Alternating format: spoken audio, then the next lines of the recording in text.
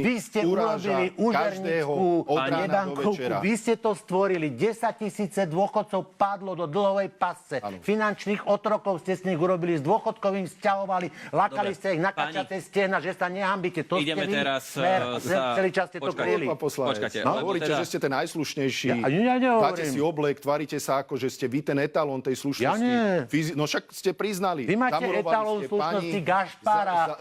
Vy máte etalón slušnosti Gašpara. Prosím vás, Gašpar prišiel obžalovaný Dareba, ktorý klobáskový generál, ktorý proste príde do parlamentu a nás ide poučať, jak sa máme správať.